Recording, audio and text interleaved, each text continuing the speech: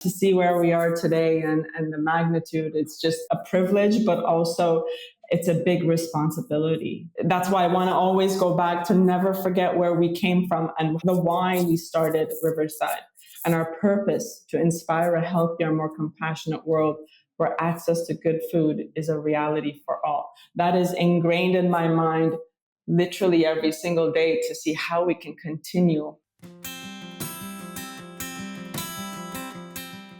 So I've worked at 2 startups in my career. Both wow. When I joined were like extremely early on as number 2 and top first 10. And like in the first one, we were making decisions about like, do we pay the electrical bill or postage today, shipping wow. a product or keeping the lights on?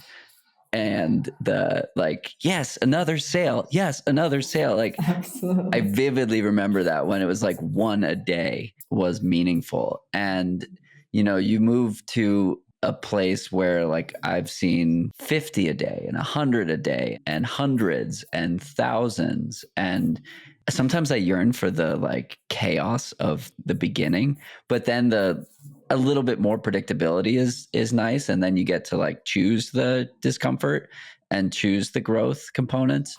So it's definitely a give and a take, but I very much love the early phases. What would you say to someone who's thinking about taking that leap and helping them break the stasis or create inertia? You got to go in with both feet. I think what I've often seen, or at least what the stories I've heard is that 1 foot in, 1 foot out. I think, because it's like, you want to do it, you're excited, you want to move forward, but you yearn for that security and that stability. So you're like half in and half out. I think for it to be meaningful, I think, and to give it an honest try, is you got to bring it all. You got to bring it all. Then you have to risk. It's high risk, high reward. We literally took our parents' retirement money. It was a lot of responsibility. If this failed, we were all doomed. Like there was no second chance. There was no backup plan. It was just all chips were in. And I think and this is what I learned from my father. And when we decided to start something, he said, you guys are going to go and you're going to rent a space. I don't care how because you're going to have to be responsible to pay rent. So when you know that rent is due, you're going to work your ass off to make sure you get that sale. So there is that, you got to create that environment for yourself that there is, maybe I'm being a little like, but I feel like you have to create that accountability for yourself and your team that really, we got to make it work one way or another. And I think when you have that push and that desire and that need to make it work, you will find a way.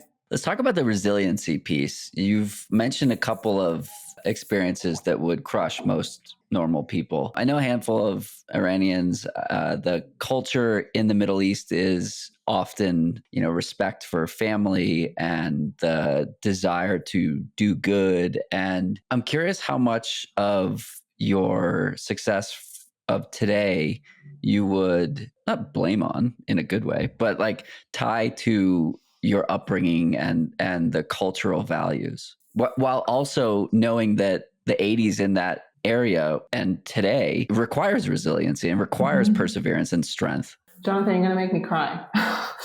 I say that because we have the culture we have at Riverside really are founded upon our purpose, but also our core values.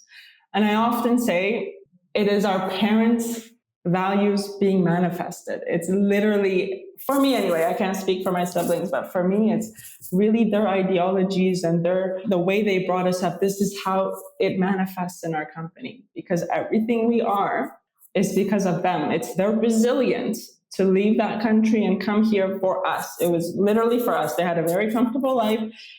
They came here, had nothing, had to start literally from the ground up. And I know that is unfortunately a very common story for many. But that resiliency, that adaptability, the grit that they never stopped trying until they made it work.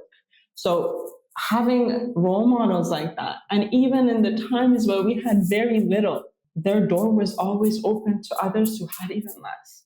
And to me, it's an absolute privilege to be able to take that and amplify it with a business like this. I just feel like it's my responsibility. It's our responsibility with what we have been given with our parents to do as much as we can with it.